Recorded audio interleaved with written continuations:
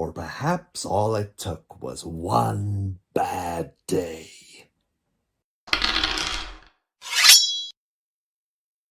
Hello and welcome to Performance Check. My name is Rob and this is the first video in a series that I've decided to call The Guide to Great Villains. As Dungeon Masters, we create diverse worlds, construct challenging encounters, and prepare sweeping adventures for our player characters to explore. Yet without conflict and tension, there is little to drive the experiences we're all sharing.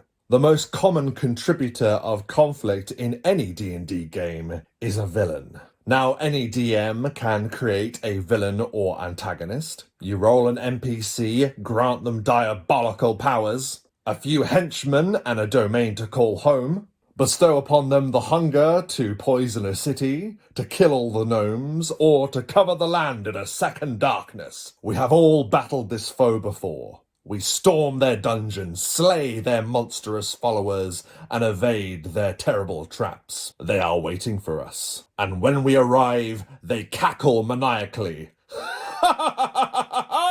And they hurl their full power against us. Their servants swarm from the darkness. Battle is fierce, until at last we cast down our enemy and we are victorious. This is often a really exciting moment in any campaign. We've had a cool battle, we've slain the villain, probably taken all of their stuff, but really that villain we just defeated, well, that could be any generic antagonist. Whether they are a fallen paladin or a spawn of the nine hells or even just a big dragon, that experience I just described is often the same. You bust down the door, you fight the bad guy, and you defeat them. Now don't get me wrong, those examples I gave, a fallen paladin, a spawn of the nine hells, or a big dragon, are indeed samples of what could be memorable characters. But in that context, they're not great. And that's what I want to explore. I want this video series to explain what it takes to create great villains. Now, Lord knows, there are plenty of videos on YouTube about people talking about villains in Dungeons and Dragons. I mean, there are so many. So what I'm intending to do is to give my personal advice on how to create great villains. I have already spoken at length about this topic, yet I wanted to create this series that gives practical advice on creating and including great villains in your D&D campaign. But I've decided we should do something a little bit different. We're going to divide these videos into different archetypes. This is so we can explore different kinds of villains. Because villains are just people. Villains are characters, and just like player characters, they should be rich and diverse and complex and driven, and they don't fit all under the same umbrella. Gotta fly!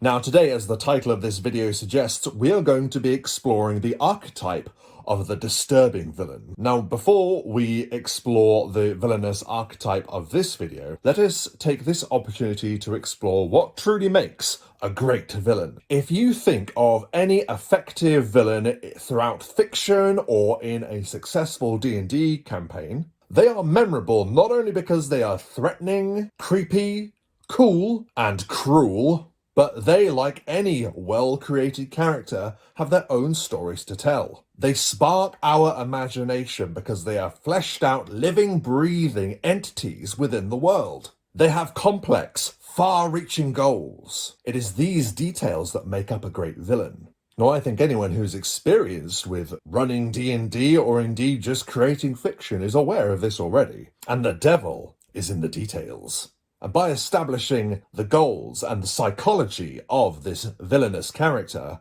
we gain a greater understanding of them. Now, with that said, throughout fiction there are clear villainous archetypes. And by determining these archetypes, we can decide what kind of villain belongs in our game of D&D, or in fact, any role-playing game. Today, we shall be exploring the archetype of the Distubring Villain. A disturbing villain is motivated by a twisted perspective. They may derive pleasure from pain. They revel in suffering, and they may selfishly indulge in horrendous, unspeakable acts. They are willing to fulfill their every horrendous desire, no matter the cost. So, what are the pros and cons of using this villainous archetype in your D&D campaign? The pros. Disturbing villains instantly stand out in your player's imagination. Their terrible and sickening objectives and motivations need little encouragement for the player characters to oppose. Generally speaking, most player characters are either neutral or good, but if they come across something so unspeakably evil as a disturbing villain, whose qualities we shall delve into a little bit later in this video, they don't need telling twice to oppose them. There's nothing wrong with having a completely clear villain, and the disturbing villain easily ticks this box. Disturbing villains are a definitive danger. They're particularly effective if you want to run games that toe the line. Disturbing villains are perfect for if you want to run a horror-based game, and they are a fantastic choice if you want to send a shiver up the spines of your players. The cons. When utilizing a disturbing villain in your D&D campaign, you have to resist the urge to overindulge in their use. You have to resist the temptation to use them gratuitously. If the player characters are continually faced with the unsettling horrors that this disturbing villain is leaving behind for them, eventually it's going to seem a little bit like old hat. The effect of those horrors are going to be lessened and lessened and lessened, and because of that, you are going to have to make those horrors gradually more and more severe until the point comes where perhaps you might go a little bit too far. So you either overuse that horrifying element of their character, or you may even end up crossing a line with your gaming group. Escalating depravity does not always mean escalating quality, except when it does. Sometimes everyone's on board and they're willing to see how deep the rabbit hole goes. But remember that old adage, less is more. Unless we're discussing using alchemist's fire, then more is more. This actually brings us on to a separate topic, lines and veils, and this is something that I want to create an entire video about at some point in the near future. Lines and veils are safety tools that players can use to flag up content that they're not particularly comfortable with at the gaming table. There are lines that cannot be crossed, and there are veils that are topics that can be dealt with sensitively and off-screen. More on this another time. So, with our pros and cons established, let's look at how we can best portray a disturbing villain. The player characters will likely be introduced to this disturbing villain by way of the fallout of their atrocious deeds. By foreshadowing in this way, you can begin to give the player characters hints of the villain before they even meet them. Now, the disturbing villain might carry out the actions of any other antagonist, really. They just tend to do so in their own appalling way. When they steal, they take everything. When they indulge in their compulsions, it's always at the expense of others. And when they kill, they mutilate as well. Perhaps they make art of the remains that they leave. Now, as we are using archetypes to discuss various different villains, sometimes we have to make generalities. And the generality that I would like to make about the disturbing villain is that they are often irredeemable because of their unspeakable and terrible acts. And their actions should show this. Yet it is important to remember that even if a character is irredeemable, they still have motivations for why they are the way they are.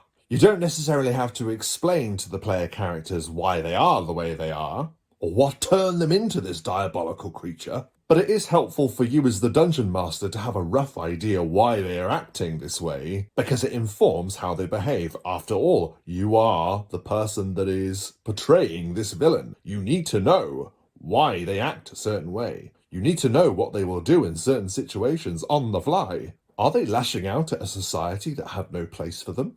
Are they themselves a survivor of an even greater evil? Or perhaps all it took was just one bad day.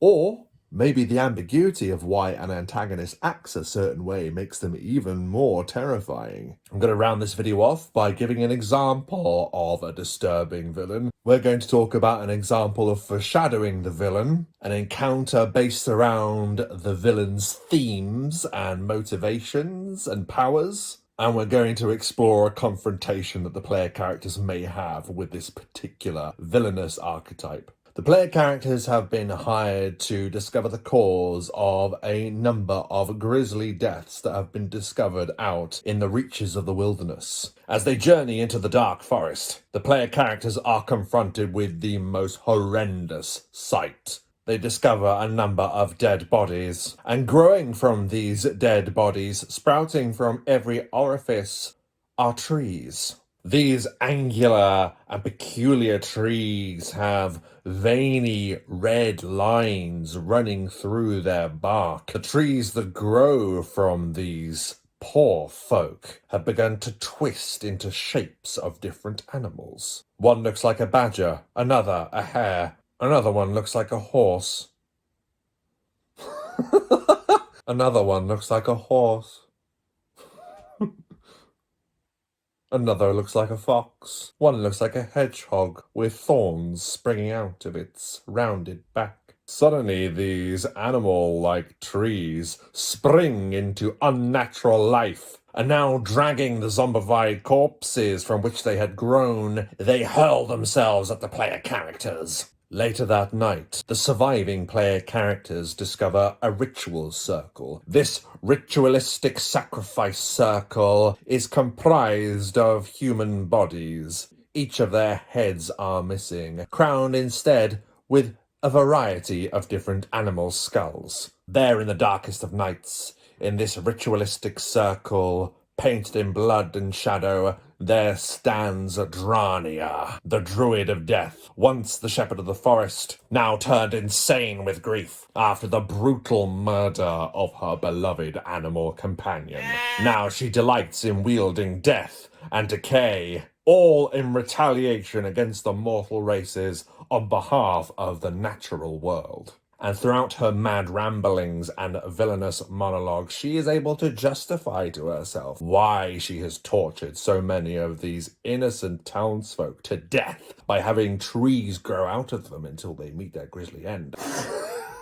Until they meet their grisly end. She is able to argue that this is an act of nature, that death in itself is a part of life. But the player characters are able to counter, saying that yes, indeed, that death is a part of life. Death is a necessity. The cruel torture of all of these poor innocent people is not. That is just an example of how we can take that archetype and build a structure around it. How we can decorate it with lore and character building and depth and motivation. There is foreshadowing as the players discover the tree-tortured individuals. They take note of how the trees have become like animals, hinting at the druidic nature of this great evil. The ritualistic circle of bodies crowned with animal skulls hints at the deification of animals and the disregard for human life. The psychology of this villain is painted across the entire encounter.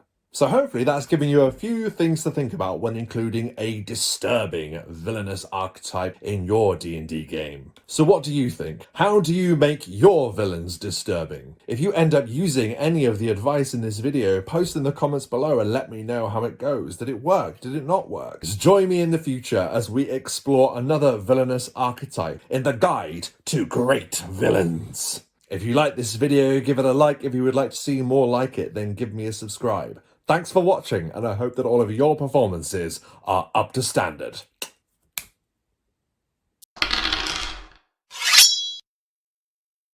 Another one looks like a horse.